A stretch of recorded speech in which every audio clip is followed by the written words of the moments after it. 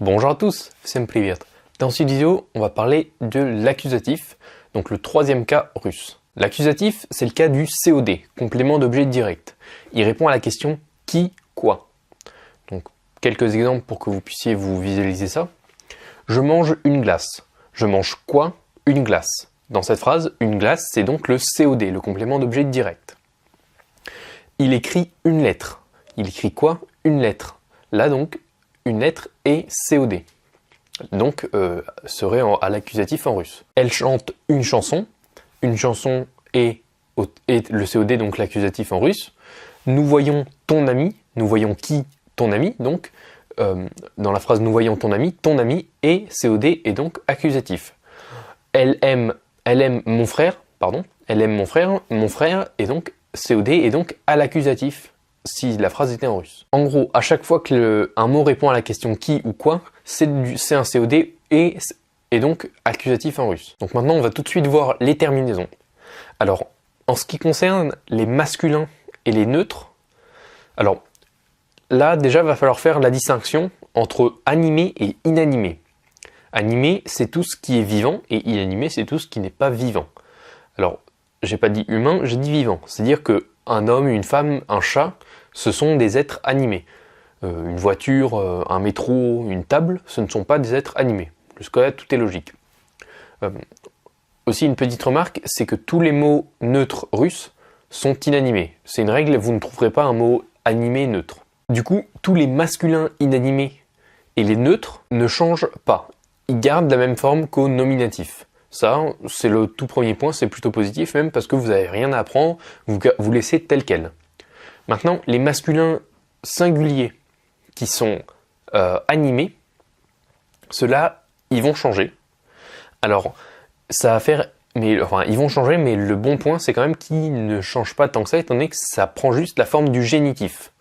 Donc, je reprends exactement les mêmes mots que la dernière fois.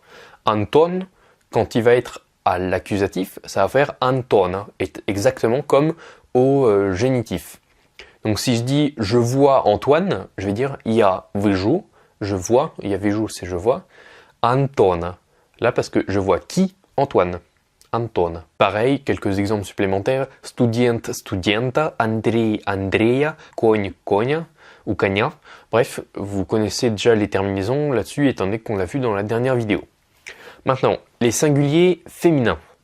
Alors, ça va soit faire un ou, c'est-à-dire que les a du nominatif vont se transformer en ou, les ya du nominatif se transforment en you, et les signes mous ne changent pas, on n'y touche pas. Donc, mama va se transformer en mamu, kniga va se transformer en knigu, Россия va se transformer en Россию, parce que Россия se termine par un ya, et donc le ya se transforme en you. Тетрадь, le cahier donc, reste tel quel. Dверь reste tel quel aussi. Maintenant, les masculins pluriels animés. Donc les masculins pluriels inanimés, eux ne changent pas, c'est comme les neutres. Mais le pluriel du masculin pour les mots animés, c'est encore une fois comme le génitif, ça va être of, yaf, yei. Donc studentov, student va se transformer en studentov, конь va se transformer en коней. Et pareil pour les autres. Et un petit exemple, je vois des étudiants ou je vois les étudiants. Je vais dire я вижу студентов. Je vois qui? Les étudiants. Et maintenant, pour les féminins pluriels, s'ils sont inanimés, ils ne changent pas. C'est juste la forme plurielle du nominatif.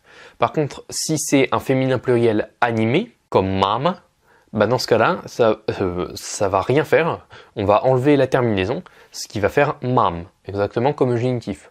Un autre exemple, подруга, qui signifie ami avec un e à la fin, donc l'ami, une amie, ça va faire подруг.